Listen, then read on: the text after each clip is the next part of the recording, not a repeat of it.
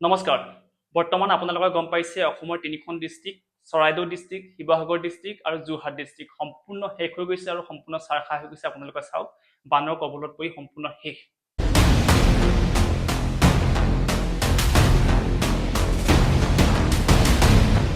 এই তিনিখন ডিষ্ট্ৰিক্ট।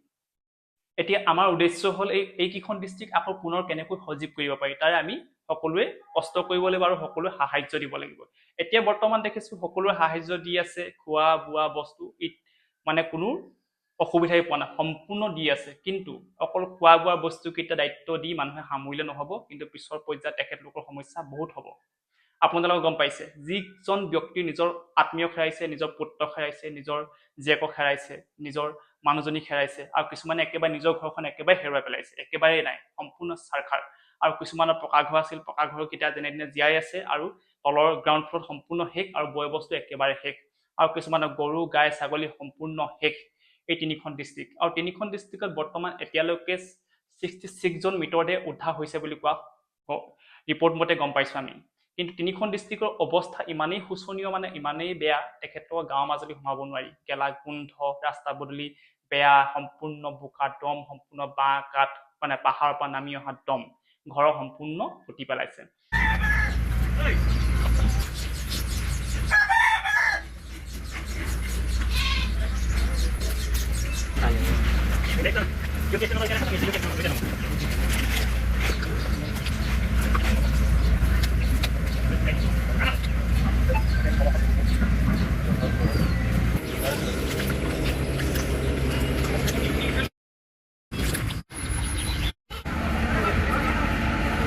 এতিয়া ইয়াৰ আমাৰ উদ্দেশ্য এটাই হৈছে যে কি অসমৰ এই তিনিখন ডিষ্ট্ৰিক্ট আমি কেনেকৈ পুনৰ সজীৱ কৰিব পাৰো তাৰে এটা আমি সংকল্প ল'ব লাগিব।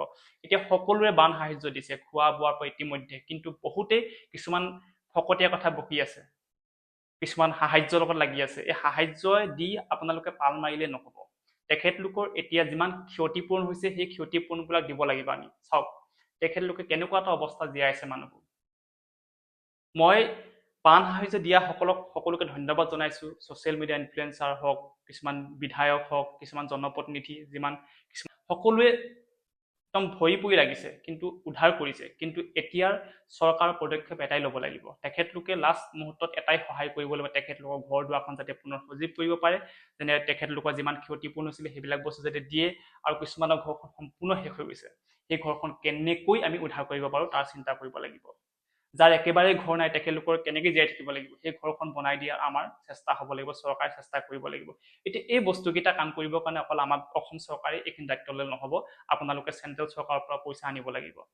এই দুইখন চৰকাৰ, চেন্ট্ৰেল চৰকাৰ, ষ্টেট চৰকাৰ মিলি তেখেতলোকৰ ডিষ্ট্ৰিক্টখন আমি কি কৰিব লাগিব, সম্পূৰ্ণ সজীৱ কৰি তুলিব লাগিব।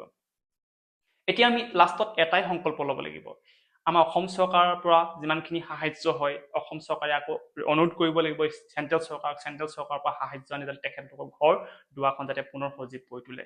আমাৰ লগতে অসমবাসী, লগতে ভাৰতবৰ্ষ সকলোকে অনুৰোধ জনাইছো যাতে আপোনালোকে অসমলৈ আহক আৰু অসমৰ পৰিস্থিতি চাওক, আৰু অসমৰ তিনিখন ডিষ্ট্ৰিক্ট একেবাৰে শোচনীয়। চাওক আপোনালোকৰ চকুৰ সন্মুখত বানৰ পৰিস্থিতি চাওক।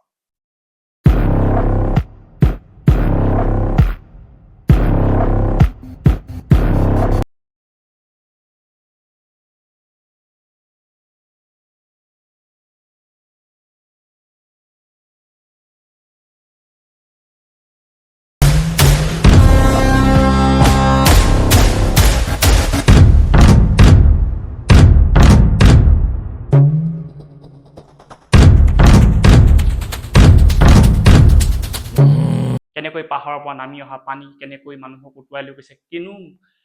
কোনো এজন ব্যক্তিয়ে 5 মিনিট সময় নাপালে নিজৰ বয় বস্তুকেইটা বচাবৰ কাৰণে।